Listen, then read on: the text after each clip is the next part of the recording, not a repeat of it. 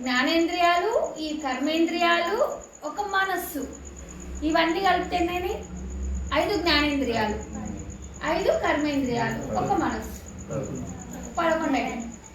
ఈ 11టిని ఎవరైతే నియంత్రించుకొని భగవంతుని వైపు మనస్సును ఉంచుతారో వాళ్ళు భగవంతుడి కటాక్షం పొందుతారు అంటారు.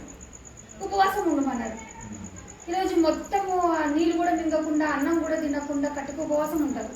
అది ఉపవాసం కాదు. ఉపవాసం అంటే ఏంటిది? భగవంతునికి దగ్గర ఉండు, నీ మనసుని భగవంతునికి దగ్గర ఉంచు.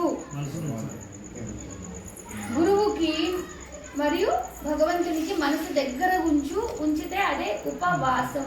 ఉప అంటే దగ్గర, వాసం అంటే ఉండడం.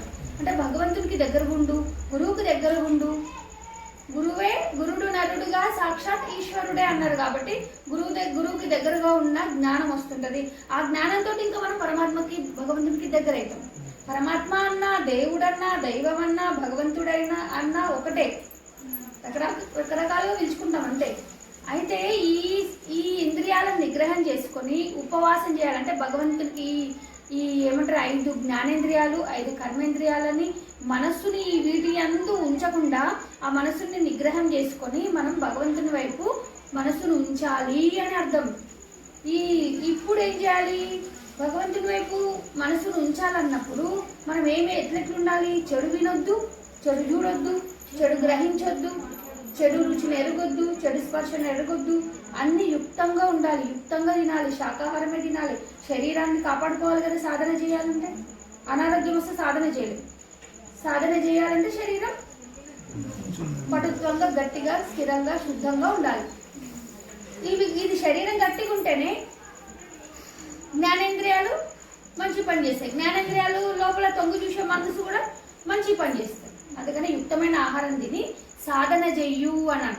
మరి సాధన ఎవరి కోసం చేయాలి? మనం యోగ నిద్రలో పోతున్నాడు కదా, దేవుడు యోగ నిద్ర చేస్తున్నాడు, విష్ణువు యోగ నిద్రలకు వెళ్తున్నాడు అంటున్నాడు. మరి దేవుడు కదా యోగ నిద్ర ఎందుకు చేస్తాడు? సర్వత్రా ఉన్న విష్ణువు అంటే సర్వత్రా ఉన్న భగవంతుడు, సర్వత్రా ఉన్న పరమాత్మ స్థితిని విష్ణు అంటారు. మరి విష్ణువు, సర్వత్రా ఉన్న విష్ణువు ఎందుకు యోగం చేయాలి? ఎందుకు ధ్యానం చేయాలి? ఎందుకు యోగ స్థితిలో ఉండాలి? ప్రశ్న వచ్చింది ఎప్పుడైనా? వచ్చిందా? శివుడు ధ్యానంలో ఉంటాడు, హనుమంతుడు ధ్యానంలో ఉంటాడు, మాత ధ్యానంలో ఉంటుంది, కృష్ణుడు ధ్యానంలో ఉంటాడు, ఇంకా రాముడు ధ్యానంలో ఉంటాడు, బ్రహ్మదేవుడు, సరస్వతి, అందరు ముక్కోటి దేవతలు అందరూ ధ్యానాన్ని ఆశ్రయించి ఉంటారు. మరి మనం చెప్పుకునే విష్ణు భగవానుడు కూడా యోగ నిద్రలో ఉంటాడు. ఎందుకు ఉంటాడు? మరి ఆయననే సర్వత్రా ఉన్న భగవంతుడు, అంతటున్న భగవంతుడు. మరి ఆయననే ఎందుకు యోగ నిద్రలో ఉంటాడు? ఇదనే టెక్నిక్ ఉంది. మనకు ఏం చెప్పదలుచుకున్నారు మన ఋషులు భగవంతుని గురించి అంటే, యోగ నిద్ర అంటే జ్ఞాన స్థితిలో, తన స్వరూప స్థితిలో, నిజ స్థితిలో అహం బ్రహ్మాస్మి, అయమాత్మ బ్రహ్మ, ప్రజ్ఞానం బ్రహ్మ, తత్వమసి, ఇవన్నీ వాక్యాల యొక్క అర్థం ఏంటంటే నేనే బ్రహ్మమై ఉన్నా. ఇప్పుడు ఫర్ ఎగ్జాంపుల్ ఒక లైట్ ఉంటుంది, ఒక ప్రకాశం ఉంటుంది, ప్రకాశానికి శక్తి ఉంటుంది. ఈ ప్రకాశం లాగానే ఉంటుంది, శక్తి ఇవన్నీ క్రియేట్ చేస్తుంది. ఇదంతా అన్నిటిని చూపిస్తుంటుంది, అన్ని పనులు చేయిస్తుంటుంది. కాబట్టి తన స్థితిలో, తన సస్వరూపంలో, తన నిజస్థితిలో ఉండడానికే యోగము. ఇప్పుడు మరి విష్ణు భగవానుడు యోగ నిద్రలో ఎందుకున్నాడంటే స్వరూప స్థితిలో ఉన్నాడు. విష్ణు మాయనేమో సృష్టి జరుగుతుంది. విష్ణు యొక్క మాయ శక్తి కదా, ఆ మాయనేమో సృష్టి చేస్తుంది. విష్ణువు అచలుడై సర్వత్రా వీక్షించుకుంటూ ఇలాగే ఉన్న స్థితిలో ఉన్నాడు. మరి విష్ణు ఎందుకు యోగ స్థితి అంటే విష్ణు మాయను జయించడానికి విష్ణు యోగ స్థితిలో ఉన్నాడు. మనం దాని నుంచి ఏం గ్రహించాలంటే మనం కూడా ఈ మాయను జయించడానికే మనం యోగం అవ్వాలి. యోగం దేనితో కావాలి? పరమాత్మతో మనము సంయోగం చెందాలి. మన మనస్సుని పరమాత్మలో లయం చేసేయాలి.